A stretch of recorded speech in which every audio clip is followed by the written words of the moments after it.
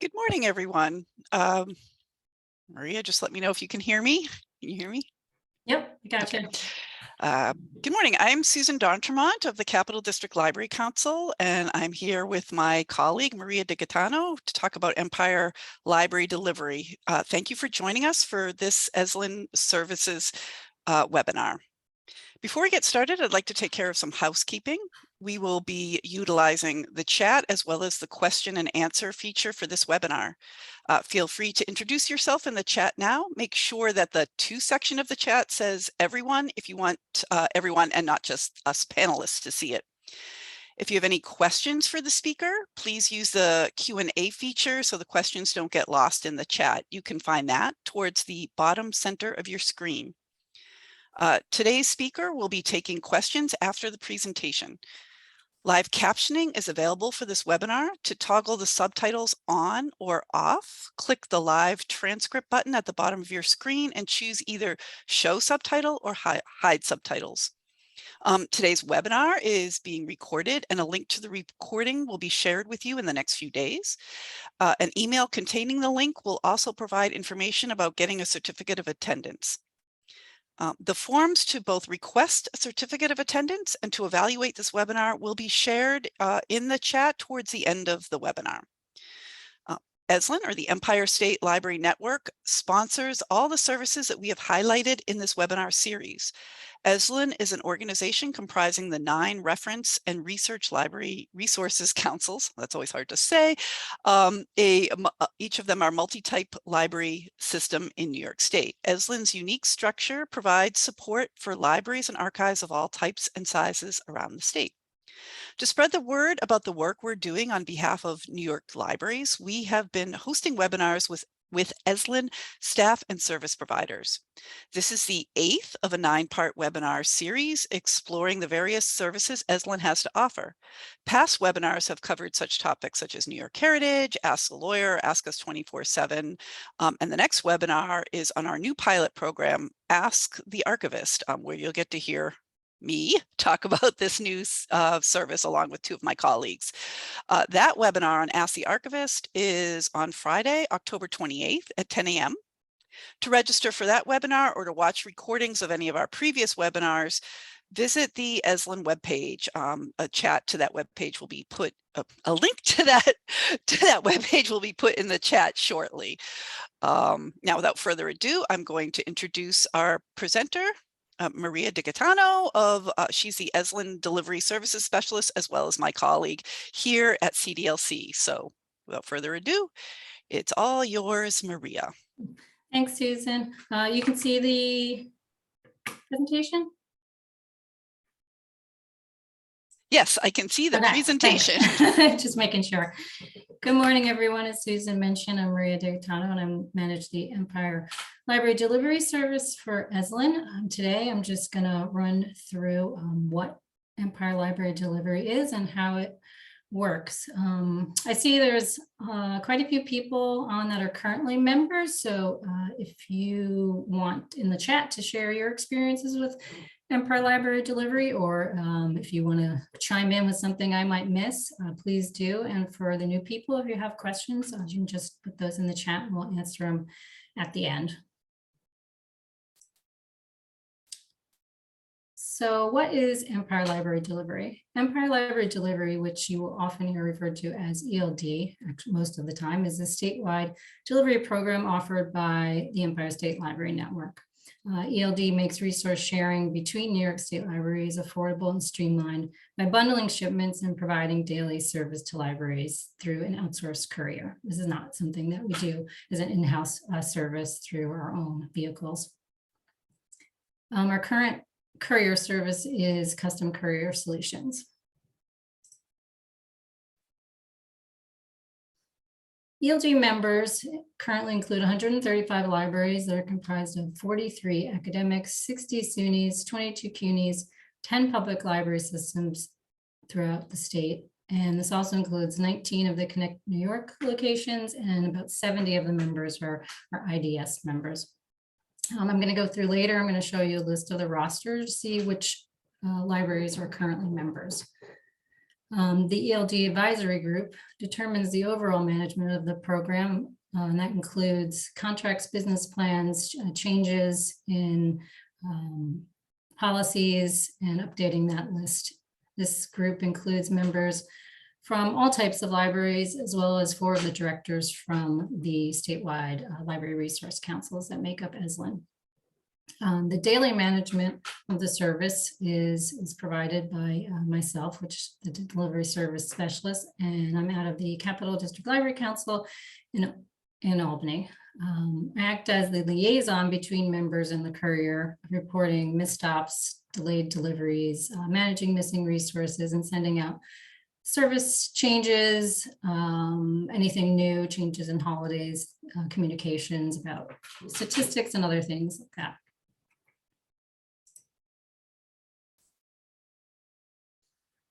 So Empire Library Delivery moves an estimated 350,000 items between the 135 institutions each year. This volume obviously fluctuates year to year. And of course, in 2020, this volume went way down when we were closed or not servicing locations from March to June. And then as we slowly started to increase things again and libraries started to open, these numbers have gone back up. We're still not quite to where we were prior to 2020, but the volume is steadily increasing, which is good to see. And I'm hoping that with this current school year starting, that we'll see that volume get close to back to where we were before.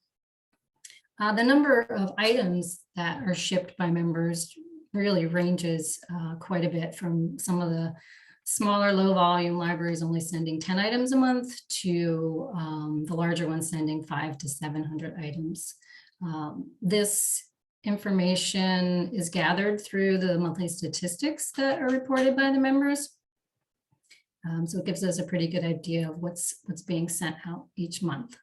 The items that can be shipped through the service include the books, periodicals, newspapers, videos and audio cassettes, if people are still using those, CDs and other sound recordings.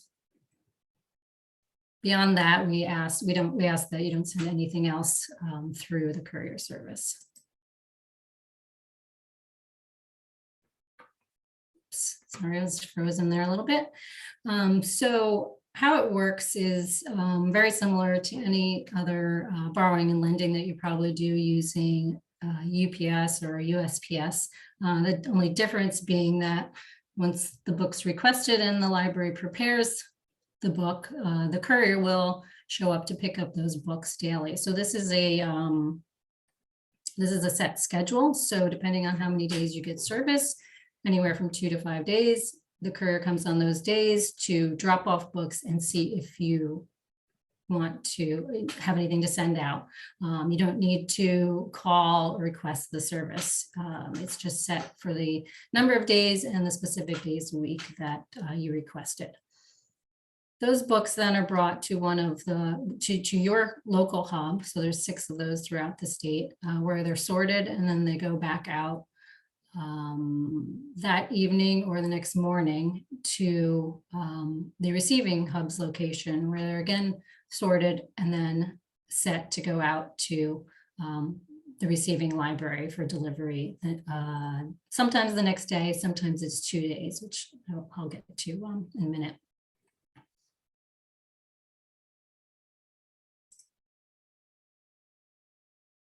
Those hubs I mentioned are located throughout the state in Albany, Binghamton, Buffalo, New York City, Rochester, and Syracuse. There's also a transit or a transfer point here around Newburgh, where the drivers do exchange books going from Albany to New York City.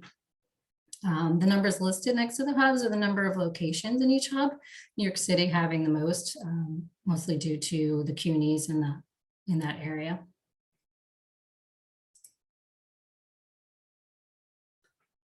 So the transit times I spoke about, ideally, these are our ideal transit times, which would have your books being delivered anywhere from 24 to 72 hours, depending on where they're coming from. Obviously, the furthest locations going from Buffalo to New York City would take up to 72 hours.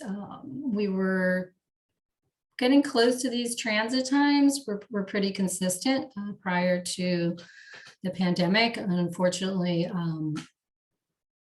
as we've kind of gotten everyone back onto the service, we're not seeing quite as good transit times, but we're slowly getting back to those. That's mostly due to, it was originally due to everyone not being back on the service. So you would send out an item from a location in New York City, but then the receiving location wasn't getting delivery. They were only getting it one day a week. It would obviously increase the transit time substantially, but also due to some staffing issues that we're seeing in the courier industry, which is kind of being seen nationwide. So we're getting closer to those transit times, but ideally we want to get back to this no more than 72 hours.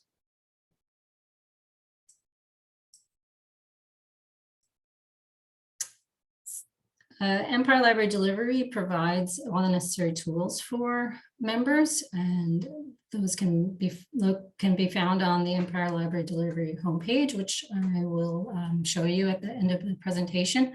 So this includes the policies and procedures, the roster that I spoke about earlier, the labeling requirements, delivery statistics, and all the forms you need to contact Empire Library Delivery or report missing items or request bags.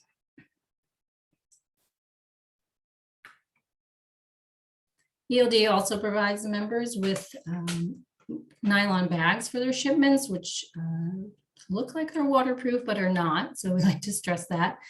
And you'll get a supply of these bags when you start the service, as well as a bin.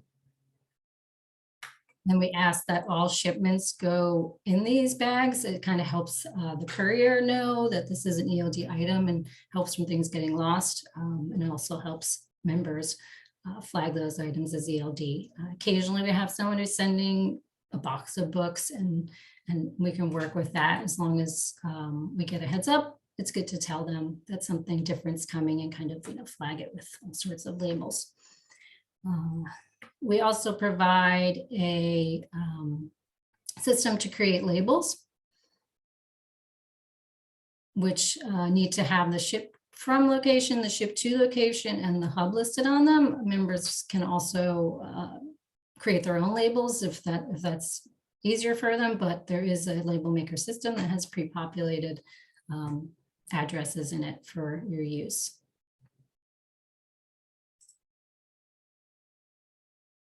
So of course, the important part is, what does Empire Library Delivery cost? The current cost for Empire Library Delivery for the 22-23 year for 5 days a week service is just over $6,000. About 90% of our members get service 5 days a week, with some of the smaller locations getting 4, 3, or 2. Mostly public libraries are getting 2 days a week service.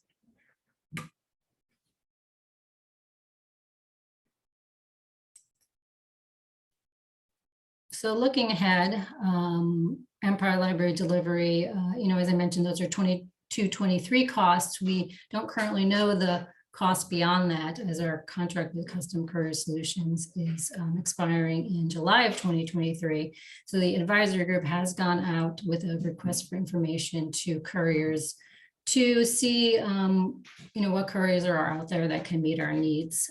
Following that, we will issue an RFP for the upcoming year. And our goal is to, with the new agreement, is to improve the service with the lowest possible price increase to our members, but we're also hoping that we can enhance the service with some new things like tracking or better transit times.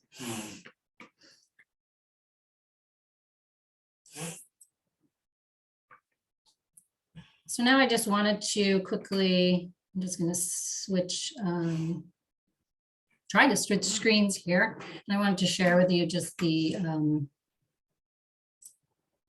Empire Library Delivery website, as well as some of those forms I mentioned in the roster. So, Susan, you're seeing the website now? Yep, I can see the website. Okay, good, thanks. I'm still not ever confident that I'm showing the right screens. So this is the Empire Library Delivery website. So on the top, you'll see the kind of most used items where you can click on and get to that section.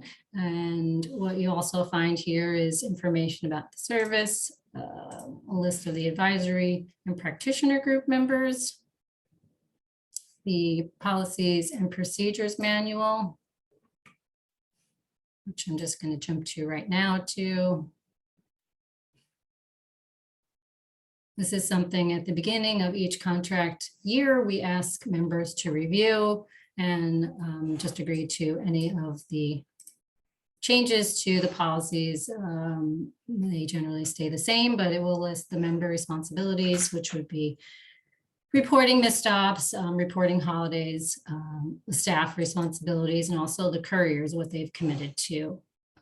In addition, there's information about the labeling, how to report issues or misstops, missing items, the list of holidays where there's no service, which we added one additional this year to that list. And like this, as I mentioned, just the responsibilities. So that's there to reference at any time also. Also on the site is more information about joining, expected turnarounds, and just some other frequently asked questions. So lastly, I just wanted to, for those of you who are not currently members, just show you the ELD roster, which is coming up very slowly.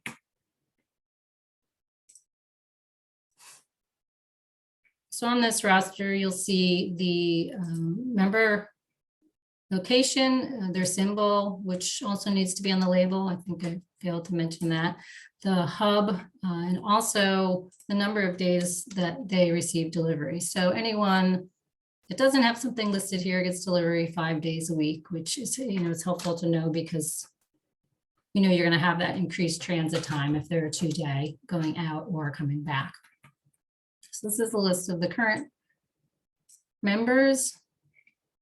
And it's also broken down, the SUNYs and CUNYs are broken out, and the public, there are 10 public library systems currently on ELD, and we also list any of their branches so that members know which ones fall under each library system.